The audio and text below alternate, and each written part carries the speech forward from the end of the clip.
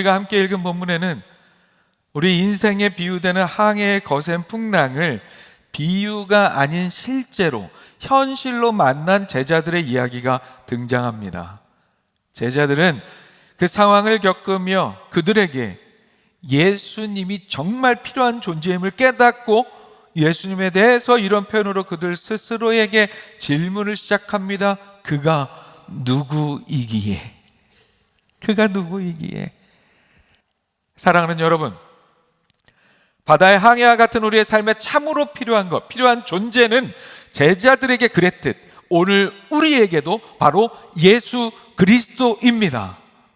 오늘 말씀 함께 나누며 주시는 말씀의 영적 교훈을 잘 깨달아 항해와 같은 우리 삶 속에서 그가 누구이기에, 예수 그리스도께서 누구이기에 우리 삶에 정말 필요한 존재인지를 깨닫고 말씀의 영적 교훈 따라 예수 그리스도로 살아가는 우리 모두가 될 수 있기를 축복합니다. 화면 보시고 함께 읽어보겠습니다. 시작. 예수님은 인생의 풍랑을 막아주는 부적이나 만병통치약이 아닙니다.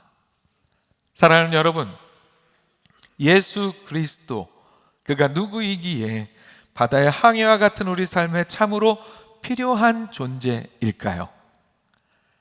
우선 우리 신앙인들이 종종 잘못 생각하는 한 가지를 짚고 넘어가려 합니다. 무언가 편리함이나 쉬운 방법을 찾기 좋아하는 우리 인생은 종종 예수님을 우리 인생의 풍랑을 막아주는 부적이나 만병통치약처럼 여기는 경우가 있습니다. 그러나 예수님은 우리 인생의 풍랑을 막아주는 부적이나 만병통치약이 아니라는 사실을 우리는 잊지 말아야 합니다. 자, 어떤 의미에서 예수님이 우리 삶의 부적이나 만병통치약이 아닌지 함께 살펴봅니다. 이 만병통치약이라는 게 무엇입니까? 온갖 병을 치료할 수 있는 가상의 약이 만병통치약이죠. 실제로는 존재하지 않습니다. 실제로는 존재할 수도 없습니다. 의학적으로, 과학적으로 만병통치약이라는 것은 있을 수 없어요. 쉽게 생각해 보세요. 우리가 감기약만 지어 먹어도 감기약 속에 뭐가 들어있는지 아세요? 위장약이 항상 들어가 있습니다. 내 위장은 멀쩡하고 나는 감기 걸렸는데 왜 감기약에 위장약을 처방해 줍니까? 같이 처방해 줍니까? 감기약이 독해서 위장에 좋지 않기 때문이에요. 자, 하나의 약이 만병에 좋다? 만병을 치료할 수 있다는 것은 거짓말이죠. 그래서 보통 우리가 누가 거짓말을 하거나 뭔가 이렇게 크던 작던 사기를 치려고 하면 이렇게 말하곤 합니다. 어디서 지금 약을 팔라 그래? 그죠? 그렇게 얘기하고는 합니다. 그럼에도 불구하고 약을 사는 사람들이 있는 이유는 무엇입니까? 내 병이 어디서 왔는지, 근본 원인이 무엇인지 묻지 않고 병을 고치기 위한 나의 어떤 수고도 필요 없이 그저 돈이라는 대가를 지불하고 약을 사서 삼키기만 하면 모든 문제가 해결될 것이라는 환상, 가짜 희망이 마음속에 담겨 있기 때문입니다. 결국 만병통치약이란 문제를 진단하고 책임있게 변화하는 과정 없이 오직 즉각적이고 안락한 결과만을 바라는 마음이 만들어낸 가짜 희망입니다. 안타깝게도 오늘날 많은 신앙인들이 예수 그리스도를 이런 만병통치약처럼 여기려 합니다. 이는 예수님을 나의 인격적인 구원자가 아니라 내 삶의 문제를 해결해주는, 예수님을 그저 나의 삶의 문제를 해결해주는 수단으로만 전락시키는 일입니다. 이런 만병통치약과 비슷한 종교적 의미에서의 미신적인 도구가 바로 부적입니다. 부적. 예수님을 만병통치약으로 여기는 행태를 조금 더 이해하기 쉽게 표현하면 부적 신앙으로 생각을 해볼 수가 있어요. 예수님만 믿으면 예수님이 모든 애군을, 인생의 고통과 아픔과 어려움을 막아주는 부적이라고, 부적과 같은 존재라고 여기는 신앙이 바로 그런 부적 신앙입니다. 자, 일주일에 아무것도 안 하면서 한번 예배하는 것만으로, 한번 일주일에 아무것도 안 하고 주일날 예배 한번 드리는 것만으로 액땜을 하고자 하는 그런 마음이, 액땜이라는 단어를 쓰지 않지만 마음속에 그런 마음이 있는 것이 바로 그런 부적 신앙이에요. 그러나 우리는 오늘 본문의 사건을 통해서 예수님이 우리의 만병통치약도 아니고 부족도 아니라는 사실을 잘 깨달아 알 수가 있어요. 오늘 본문의 사건을 통해서 예수님께서 갈릴리 바닷가 물 위 배에 오르셔서 바닷가 무태 모여든 큰 무리에게 말씀을 전하셨어요. 천국에 관한 말씀을 비유로 전하셨어요. 예수님께서는 이제 날이 저물 때가 되어서 바닷가에서의 긴 가르침의 하루를 마치고 제자들에게 함께 배를 타고 건너편으로 가자고, 갈릴리 바다 건너편으로 가자고 말씀하셨습니다. 그렇게 제자들은 예수님의 배에 계신 그대로 함께 배를 타고 무리들을 떠나서, 가르침을 받던 무리들을 떠나서 갈릴리 바다를 건넙니다. 당시 갈릴리 호수는 실제 바다가 아닌 담수호였습니다. 호수였어요. 그런데 당시에는 사실 호수와 바다라는 단어가 엄격히 구분되어 쓰이지 않았기 때문이기도 하지만, 그 와중에 갈릴리 호수는 팔레스타인 지역에서 가장 크고 웅장한 호수였기 때문에 사람들의 눈에는 그저 바다처럼 보였어요. 그래서 갈릴리 바다라고 부르기도 했습니다. 그런 갈릴리 호수, 갈릴리 바다를 밤에 배를 타고 건넙니다. 그런데 갑자기 큰 광풍이 일어나 물결이 바다에 부딪혀 들어오고 배에 물이 가득 차 침몰의 위기에 처하게 되었습니다. 제자들은 그 죽음의 공포를 느끼게 됩니다. 오늘 보면 37절의 말씀이죠. 큰 광풍이 일어나며 물결이 배에 부딪혀 들어와 배에 가득하게 되었더라. 제자들 중에는 베드로와 안드레, 야고보와 요한처럼 평생을 이 갈릴리 바다에서 살아온 전문 어부들이 있었어요. 그리고 우리의 입장에서는 밤에 불어오는 광풍이라고 하는 게 낮의 상황보다 더 두려운 상황일 수 있지만, 사실 당시 갈릴리 어부들에게 밤이라고 하는 시간은 고기를 잡는 데 더 익숙한 그런 환경이었습니다. 갈릴리 호수는 깊이가 약 40m 이상 되는 곳도 있고 표면 수온과 심층 수온 차이가 큽니다. 낮에는 햇볕이 강해서 물고기들이 수면 근처로 잘 올라오지 않고 깊은 곳으로 내려가 버립니다. 그러나 밤에는 기온이 내려가면서 물고기들이 먹이를 찾아 얕은 곳, 그물로 잡을 수 있는 수면 근처로 올라온다는 거예요. 그래서 보통 어부들은 밤에 물고기를 잡았습니다. 또한 갈릴리 바다는 지형의 특성상 돌풍이 자주 부는 그런 환경이었어요. 익숙한 환경이었다는 거죠. 그런데 제자들 중에 전문 어부들조차도 죽음을 두려워할 정도였다면, 그리고 실제 배가 파산될 정도의 위기가 닥쳤다면 이 광풍은 보통 광풍이 아니었던 상황임을 알 수가 있습니다. 그런데 여러분, 지금 제자들은 예수님이 함께 타고 계신 배에 있었습니다. 예수님과 그 누구보다도 가까이 있었어요. 그러나 그런 상황에서도 예수님이 함께 타고 계신 배도 갈릴리 바다를 지나는 동안 그곳에서 불어닥친 풍랑을 맞이했습니다. 그냥 풍랑도 아니고 진짜 잘못하다간 죽겠구나 싶은 그런 풍랑을 만나게 되었습니다. 우리가 예수님을 믿는다고 해서, 예수님이 우리 곁에 계신다고 해서 우리가 세상의 삶 속에서 닥쳐오는 고난과 고통, 어려움에서 열어야 되는 것이 아니라는 말씀입니다. 문제는 우리가 예수님을 단지 우리의 이익을 위한 수단으로 여기는 일에 있어요. 예수님과의 인격적인 관계와 순종과 충성과 헌신과는 상관없이 그저 꿀꺽 삼키거나 갖다 붙이기만 하면 되는 만병통치약이나 부적처럼 예수님을 여기는 일에 문제가 있는 것이지, 그렇다고 예수님이 능력이 없고 예수님이 우리의 삶에 아무 영향을 끼치지 못한다는 말씀이 아니라는 겁니다. 그렇다면 우리는 어떻게 해야 할지 이어지는 말씀을 통해서 함께 살펴봅니다. 화면 보시고 다시 한번 함께 읽습니다. 시작. 우리는 예수님께 인격적으로 간구하며 순종해야 합니다. 사랑하는 여러분, 우리는 어떻게 해야 합니까? 예수님께 인격적으로 간구하며 또한 예수님께 인격적으로 순종하는 신앙의 삶이 되어야 합니다. 자, 앞에서 살펴본 것처럼 예수님을 부적으로 여기는 삶은 내가 예수님을 믿었으니까 내 삶의 항해에는 폭풍이라는 것은 없어야 해 라고 생각합니다. 하지만 예수님과 함께한 제자들에게도 폭풍이, 그것도 엄청난 폭풍이 몰려왔습니다. 예수님을 그저 만병통치약증으로 여기는 신앙은 폭풍우가 와도 예수님이 계시니 나는 가만히 있어도 다 괜찮아질 거야 라고 생각합니다. 그러나 제자들은 갈릴리 바다에서 죽을 뻔했습니다. 오해하지 마세요. 예수님이 능력이 없다는 말씀이 아니에요. 좀 전에 언급한 것처럼 예수님은 그저 꿀꺽하면 만병을 낫게 해줄 거라 여기는 거짓된 만병통치약이 아니라 우리의 삶을 정확하게 진단하고 우리에게 진정으로 필요한 약을 처방하는 의사와 같은 분이시라는 사실을 우리는 잘 알아야 합니다. 또한 예수님은 부적과 같이 어디 붙여놓으면 그저 애군을 막아주는 그런 존재가 아니라 우리를 구원하시기 위해서 육신을 입고 이 땅에 오신 천지를 창조하신 창조의 하나님 본체시며 동시에 하나님의 독생자 아들이시라는 사실을 우리는 잘 알아야 합니다.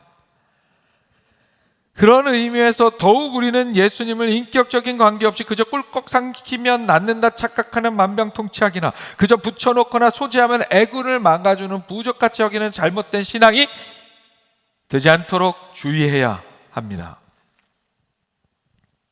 중요한 것은 예수님과 함께하기 때문에 풍랑이 안 올 거라고만 기대하는 게 아니라 예수님과 함께하기 때문에 때론 풍랑이 일더라도 예수님 믿고 의지하며 당황하지 않고 간구하며 그 간구를 통해 역사하시는 주님을 만나는 믿음, 그 믿음이 중요한 거예요. 예수님께서는 제자들에게 그리고 오늘 우리에게 당신 자신이 어떤 분이심을 오늘 본문의 사건을 통해서 알려주시며 풍랑 속에서도 흔들리지 않는 믿음으로 예수님께 순종하는 삶이 되기를 원하셨습니다. 그래서 예수님께서는 배에 함께 계셨지만 제자들과 함께 그 배를 타고 가셨지만 그래서 예수님께서는 주무셨습니다. 주무셨어요. 풍랑이 일자마자 제자들이 예수님을 찾지는 않았을 거예요. 이미 언급한 대로 나름대로 바다의 전문가들이었기 때문입니다. 바다에는 이 갈릴리 호수, 땀 바다도 아니고 이 갈릴리 바다에는 이력이 난 제자들이 그 중에 있었기 때문이에요. 뭐라도 했겠죠? 당연히. 그러나 이 제자들은 강력한 광풍 속에서 스스로의 힘으로 노를 저어보고 물을 퍼내며 뭔가 자신들이 평소에 풍랑이 일 때 대처했던 것들로 문제를 해결하려고 애썼지만 결국에 완전한 절망과 한계에 부딪히게 되었습니다. 그들의 그런 경험과 노력을 넘어서는 엄청난 광풍이 불어 그런 풍랑이 일었던 거예요. 결국 제자들은 이제 죽게 되었다는 절박함 속에서 지금 우리가 죽게 생겼는데 돌보지 않으시냐고, 어떻게 그렇게 세상 모르고 잠을 자고 계시냐고, 어서 일어나셔서 살려달라고 예수님께 외칩니다. 오늘 보면 38절의 말씀입니다. 예수께서는 고물에서 베개를 베고 주무시더니 제자들이 깨우며 이르되 선생님이여 우리가 죽게 된 것을 돌보지 아니하시나이까 하니, 그때 주무시던 예수님께서 일어나셔서는 어떻게 하셨습니까? 바람과 바다를 꾸짖으십니다. 잠잠하라, 고요하라. 마치 사나운 짐승이 막 날뛰는 상황 속에서 그 짐승을 다루듯 그렇게 바다를 향해 잠잠하라, 고요하라 명령하셨어요. 그렇게 명령하시자 미친 듯이 날뛰던 그야말로 광풍이 왜 광풍입니까? 미칠 광자의 광풍 아닙니까? 미친 듯이 날뛰던 그 바람이 그치고 거짓말처럼 바다가 아주 잔잔해졌습니다. 놀라운 일이 벌어졌습니다. 사랑하는 여러분, 우리가 주님께 드리는 인격적인 간구라고 하는 것은 우선은 제가 인격적이라는 표현을 통해서 드러내듯이 온전한 관계 안에서 그 관계에 합당한 간구가 되어야 합니다. 또한 인격적인 간구란 조용히 소리 없이 아뢰는 묵상의 기도가 될 수도 있고, 아무에게도 말할 수 없는 비밀의 이야기하듯, 비밀을 품고 있는 그건 어떻게 아뢰야 되듯 조곤조곤 정말 비밀스럽게 아뢰는 기도가 될 수도 있습니다. 그리고 때로는 오늘 본문의 제자들이 그런 것처럼 절박함 가운데 외치는 부르짖는 기도가 될 수도 있습니다. 중요한 것은 우리가 질병이 있을 때 의사를 찾아가는 것처럼 그렇게 믿음으로 예수님께 나아가 간구하는 우리가 되어야 한다는 사실입니다. 인격적인 관계 안에서 인격적인 간구를 하는 우리의 삶이 되어야 한다는 거예요. 혹자는 그런 이야기 합니다. 야, 하나님이시라면 다 알고 계시는데 뭐하러 기도를 해? 하나님이시라면 이미 너의 문제, 너의 상황 다 아셔야 되는 거 아니야? 뭐하러 기도를 해? 하나님 전지전능하시다 하면서 이렇게 이야기하는 사람이 있기도 해요. 하지만 오늘 말씀은 그렇지 않다는 것을 우리에게 이야기하고 있어요. 왜요? 우리 하나님께서는 언제나 우리와의 인격적인 관계를 원하십니다. 그래서 예수님은 주무셨어요. 제자들이 당신 자신을 간절히 찾도록, 그리고 그 상황 속에서 주님께서 이루시는 역사를 통하여 그분이 누구신가를 깨닫고 그분을 온전히 믿고 그분께 순종하는 삶이 될 수 있도록 가르치시기 위해서 그렇게 주무셨습니다. 제자들의 외침에 잠에서 깨어 이제는 풍랑을 그렇게 기적과 같이 잠재우신 예수님께서는 제자들에게 이렇게 물으십니다. 어찌하여 이렇게 무서워하느냐? 너희가 어찌 믿음이 없느냐?